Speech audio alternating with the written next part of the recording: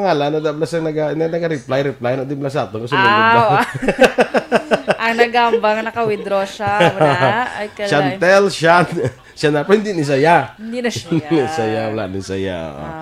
Kay Ma'am Andrea Amanda Jaime, death anniversary kuno gali subong ayos to November 23. Yes, Action Boy. Yes, ang Maguindanao Massacre. Okay, isa na da sang napatay to sa Maguindanao Massacre si Attorney Connie Jaime Brizuela. Magulang ni nila ni Miss Andrea Jaime. Okay, so November 23 I remember kung gali subong death anniversary. Pila na gali ka do 2010 Action Boy na? Kung di ko masala ika 11th subong year or 11th year guro subong ay sang Maguindanao Massacre.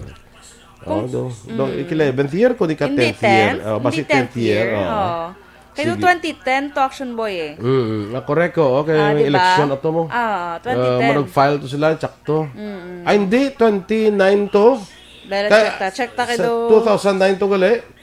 Kay 11th year I think.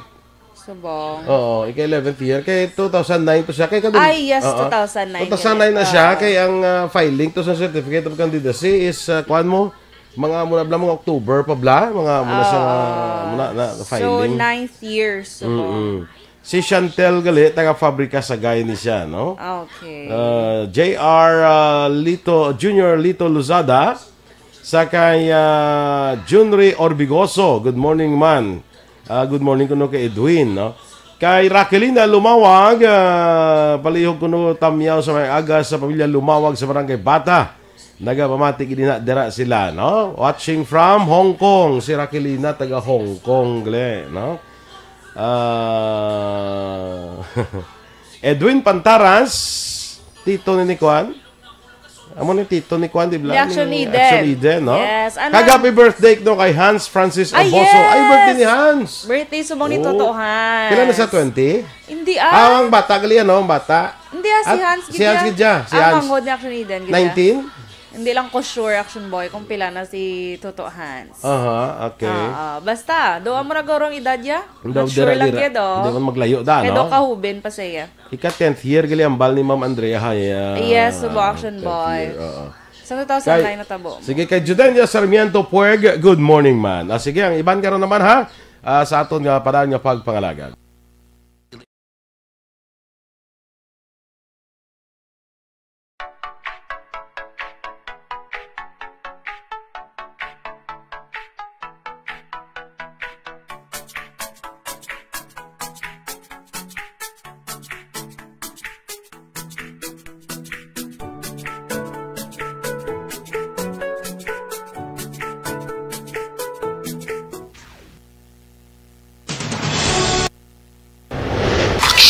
Balitang Bayan, numero 1.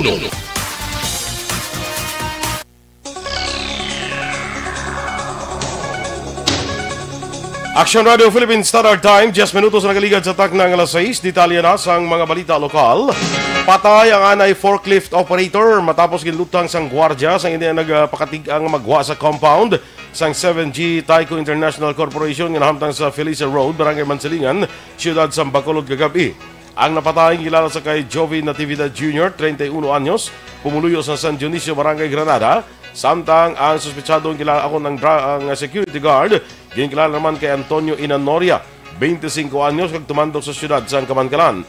Sunod kay Police Station 7 Commander Lieutenant Conrado Espino Jr., hubog siya nagkanto sa compound si Natividad, kag ginaligar nga ng hulam ini sa screwdriver, apang amo na lang ang kakibot ni Inanoria matapos siya nagkanto ini sa tuwa-tunga sang compound. Dito kag natabo ang ila paglalisay matapos naging pilit ini nga magwa nga nagresulta sa paglutang ni Inanoria sa kay Natividad gamit ang issued firearm nga 12-gauge shotgun. Wala na akong patay na sa maabdan sa otoridad si Natividad, samtang nakapalagyo naman si Inanoria. Sa impormasyon nga nakuha sa otoridad, si Natividad isa sa mga ginkakas sa trabaho sa nasambit nga korporasyon sa unang semana sa bulan sang Nobyembre. So lumalabas po sa investigasyon natin na ang biktima po natin who was observed under influence of intoxicating liquor. So nakainom po na nagpumilit po siyang pumasok sa loob ng compound. Pero yung ating duty security guard, pinipilit siyang palabasin hanggang sa magkaroon ng pagtatalo na punta sa pag-aantong po ng pagpaputok ng baril towards the victim po. Ang kabahin sa pahayag ni Police Station 7 Commander Lieutenant Conrado Espino Jr. Nagtaliwan ng anay sangguniang bayan o SB member sa Banwasang Isabela. Sa interview sa Action Radio Bacolod, ginkompirma ni SB member Jard Montilla nga si anay SB member Barry John Parcon ang nagtaliwan na pangginklaro nga hindi COVID-19 related. Sa inisyal nga impormasyon nga nakuha ni Montilla, si Parcon nang cardiac arrest apan nakakuha pa siya sang dugang nga detalye sa pamilya sang nagtaliwan. Suno kay Montilla, si Parcon nang may history na sadto sang stroke, rason nga naguntat ini sa pagpapili. Si Parcon ang nagserbe bilang SB member halin tuig 2010 tugtog tuig 2016 o kung sa sulod sa tatlo ka termino.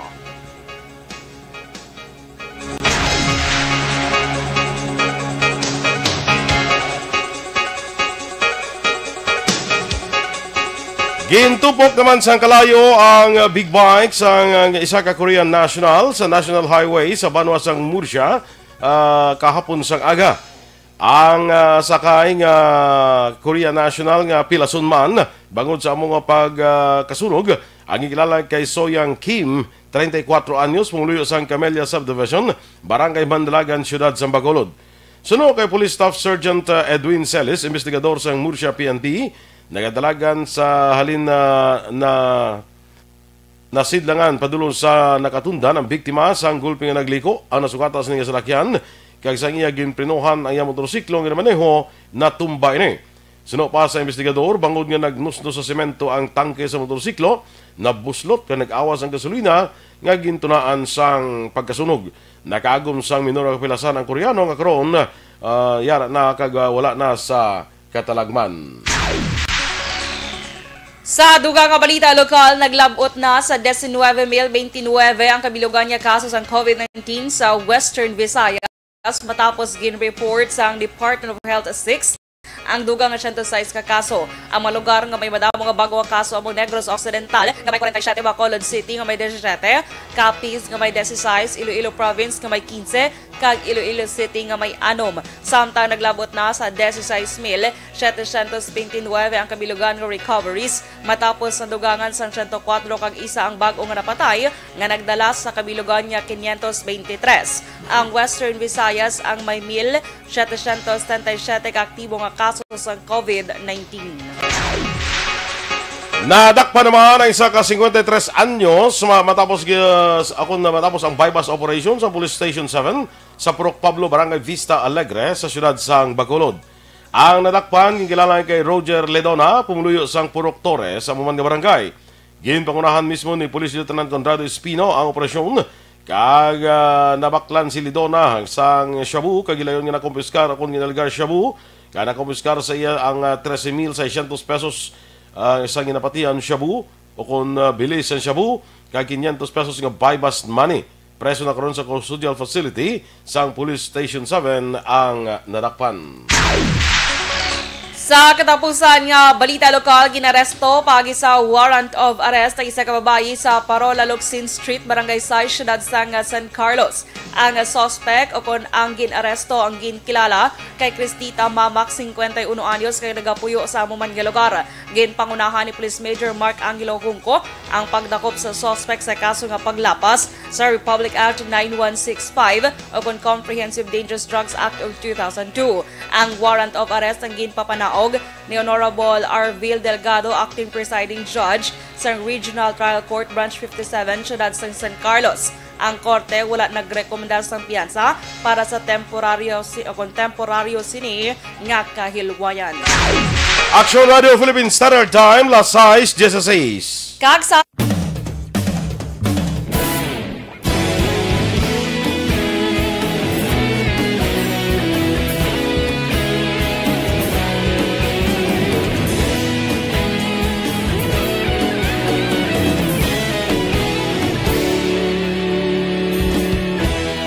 Agapasang banwa, mabugnaw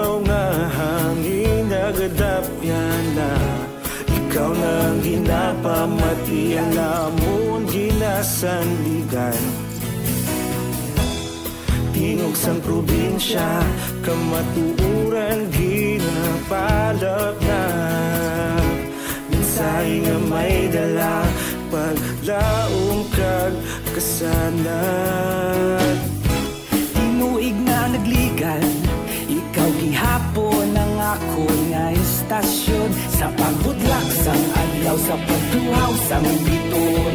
Mga balita nga dala inspirasyon. Aksyon radyo, bakolog man sa gihapon. Patayon aksyon radyo, bakolog saludo sa imo. Patayon aksyon radyo, salamat isa pagserbisyo. Patas kag balanse, matuod ng mensahe, wala sang hinadampingan. Patayon aksyon radyo.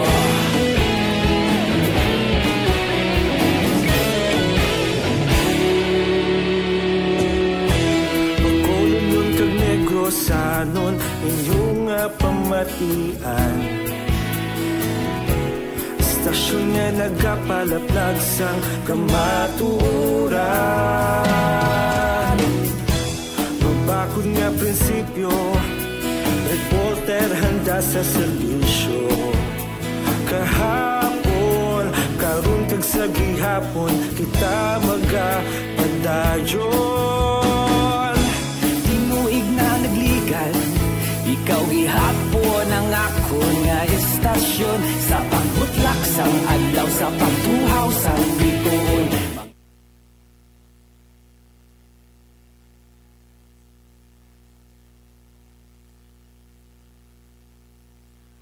Sige, good morning sa kay Bro Edwin Miranda Sr. May agad na mo, bro. Sa kay Corazon Gayo, Villases Gayo, good morning, man. Cory Vidaha, may aga sa imo. Kelly Jelly, have a blessed Monday man sa imo. Greet ya lang ang tanan ng Salvadorians. Kay si Mr. Beboy Villasor, monitor na siya kuno sa USA. So, good morning sa imo, Kelly Jelly. Zailin Renaxe, scanner ni siya. Good morning, watching from Kuwait. Sa kay Nensme Harovilla, monitor siya sang bana niya dira sa may barangay Abuanan, Siyudad Sambago. Mga taga Bago, good morning dira sa inyo, ha? Sa kay Dennis Richard Tibor Roma, 11th year na ko actually, ang sa ano na massacre, Maguindanao Massacre, no? Ernesto Libas Oquiendo La Serna, good morning man sa mga co-Agustinian. Ay, co-Agustinian, kung sa tuod. Ay, Sir Nisto na Sir, musta ka na amigo? Classmate ko ni Gali. Ay. Live siya sa Boracay. Classmate ko ni siya sa college. Sige, ikaw naman na ba? Kay Nensmi Harovilla. Good morning and happy birthday kay Charmel Ronquillo, Action Boy subong adlaw. Kag happy birthday man kay advance galia, advance happy birthday kay Dodoy. Ellie Alibo, boss, November 24, 68th birthday niya na boss, Action Boy. Ay, okay. Advance happy birthday, Doy. Yes, from JR Lito Lozada. Do kilala ka mo ni Dodoy ba, no? Dodoy, in fairness. Kay Rose May Buenafe. Tamyo lang ko ro Buenafe kag Romo Family, Action Boy. Esperila Paged, watching dra sa my Kuwait. Kay sila ni pamilya Romo. Ano ni Romo pasaporte wa ni sila ya? Ambot lang, di lang ko sure kung base parentihan ay sila nga duha. Galing kasi Romo yung ngalan niya na yung Romo no. Ano nang ginasend ni Action ni ano man. Si Action Boy, Big Gobi ang Action Boy kay may ginsend sa conceal. Halin kay Miss Vanessa Mayo, good afternoon. Just want to greet my clearest gorgeous friend, Eden Aboso. My dearest gorgeous friend Eden Aboso. Sige, ginag-greet siya si Eden. May man nag-greet sa kay Eden, no? Kay Marico Rizali, mayang agaman. Gingging Arroyo, good morning. Sige, go. Tapos ka na. Birthday gali subong ni Eric Jr. Magbanwa. Ay, gala. Happy birthday, Eric Magbanwa Jr. Aha, sige, happy birthday. Sako naman ni si... Birthday mo lang bako niya picture ni Toto Eric ang in-post ni Miss. Do si Juan, do si... Si Action Eric yan. Si Action Eric. Alaga naman sino. Kalain. Sako naman ni ang Juan. Sako Sige, naman ni si Action Eric. Ed Bangkaya, sa taga-Alunan relocation site kino sa Granada, good morning. Bia Jonathan, may aga sa imo. Tere Simprono Yong, good morning man. Kay Mary Grace Eugenio Fermin, kay Kenjo Montaño Prudente. Classmate ko na Action Boy, dira sa Thailand. Ito lang ba kung may gusto ko ipabakal sa Thailand, balang pasabay na bala. Classmate mo ne. Oo. Kung iya nga comment niya, tumtahom gidya kay Action Dore. Kay tuod yung mana. Classmate mo. Of course. Why kahalitan kag sa vlog nga tinuga. Talaga sang why kahalitan. Ay, hindi ko yung daan Bagyo Ulysses. Charot. Alex Fuentes, good morning man. Kay Arlene Solivio, maing aga man dira sa imo, no? Kay maninay ko bingbing la chika, maing aga man. Sige. Glycia Avlas, kay Engineer Roldan kuno, good morning kay Leia kag Irene, listening from Vancouver, Canada. Yes, mayong aga dira sa Canada. Or ano man to, oras subong Rochelle Matandak from Saudi Arabia. Kay Shakil Tarak Muhammad, sa tanan kuno nga taga Hacienda Buena Esperanza, Cadiz City. Ang katamiyo si Nonoy nga apo ni Sidad kag Jano dira sa una. Hugh Christ Gabriel. Bago lang ko kita kay Hugh Christ daw. Sige. Good morning sa imo dira. Jen Oiseser, may agaman. Action boy si RR Montua, tamyaw yun lang kuno si Lolo niya Manuel Aranda. Upod sila kagapon lagaw-lagaw sa Payaw. Okay. Former mayor. Lagaw-lagaw. Former mayor sa Minalbagan. Migo tana, Emmanuel Aranda. Good morning dira sa imo. Kumusta ang aton dira nga mga chicken? Wala ka paguro kadto sa resort ay. Oy pa. Kadto ka. Toto tanan niya nga chicken. Ay gala? Yes. Okay. Gina pag-greet man ni Mary Grace sa Bandokilyo. Blase ang bata, si Kinsley Cara Alaves, ang 7th birthday today.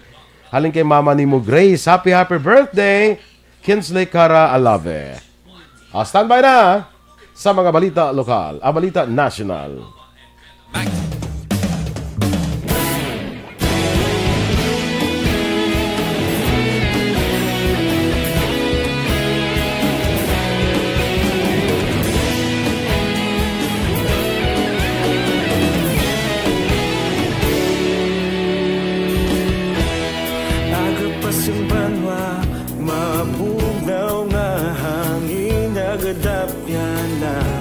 Ikaw nang ginapamati ang lamon ginasandigan. Tingog sang probinsya, kamatuuran. Aksyon! Balitang Bayan, numero 1.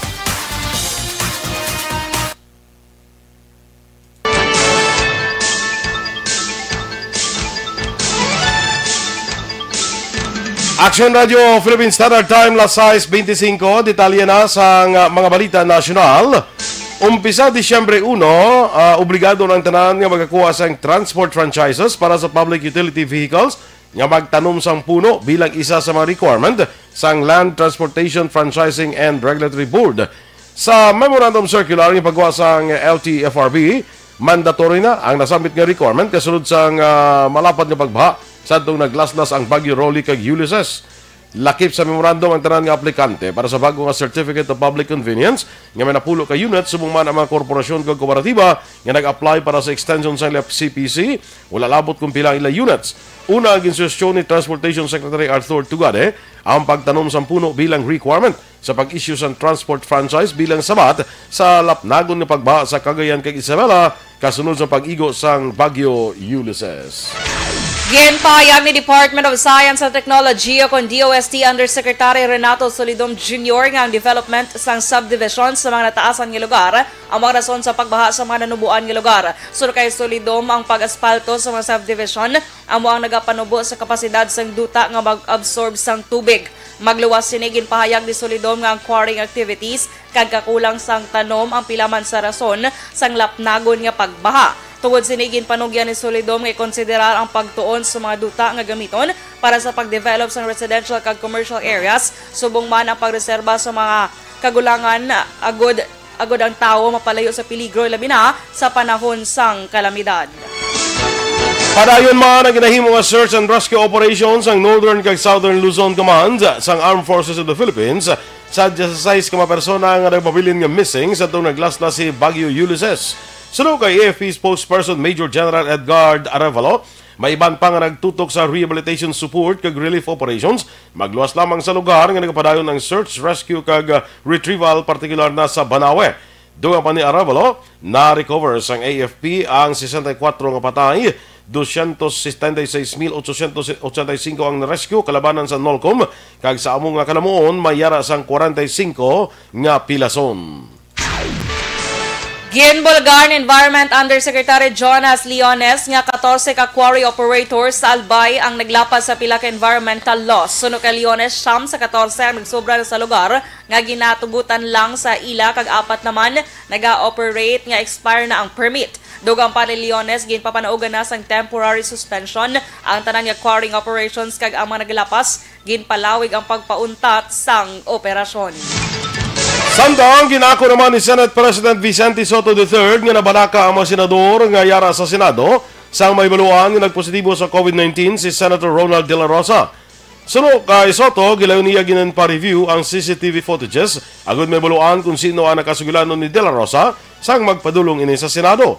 Samtang nagpatawag naman gilayon sang doktor si Senate Majority Leader Juan Miguel Zubire kaya nagpadalaman sang swab test kits para sa mga yara sa Senado sa itong Miyerkules. Sang nagwa ang resulta sang kagahon sa Sabado, negatibo naman sa COVID-19 ang tanan. Suno kay Soto, may nalungon man si De La Rosa bangod masama ini naka-mask kag face shield. Dunga pa ni Soto, ipaidalom sa quarantine ang tanan nga ginpaidalom sa swab test. Naglabot na sa 418,818 ang kabilugan niya kaso ng COVID-19 sa Pilipinas matapos sa dugangan sa 1968. Sa report sa Department of Health, ang lugar nga may madamo nga bago nga kaso, amo ang Cavite nga may 107, Quezon City nga may 97, Davao City nga may 86, Laguna nga may 84, kag Quezon nga may 77. Samtang nadugangan sang 10,900 o kunang bilog nga recoveries o kung nadugangan ang recoveries sang 10,957 nga nagdala sa kabilugan nga 386,486 kag 43 ang bagong nagkalamatay nga nagdala sa kabilugan nga 8,123. Sa karon ang Pilipinas ang may 24,209 nga aktibo nga kaso. Action Radio Philippine Standard Time, las 6:29. Ito ang mamatiyan ang aton mga balita diri sa Aksyon, Balitang Bayan numero 1. Standby na sa Action Report, second portion. Upod kay Aksyon, Fred Salanga. Balikay kita sa aton dugang nga mabalita sa Aksyon Balita Morning Edition. Upod gyapon sa inyong news team. Aksyon Dorel Cabat. Kag Aksyon Boy Duran. Una sa balita, una sa Aksyon. Sa Bacolod Aksyon Radio.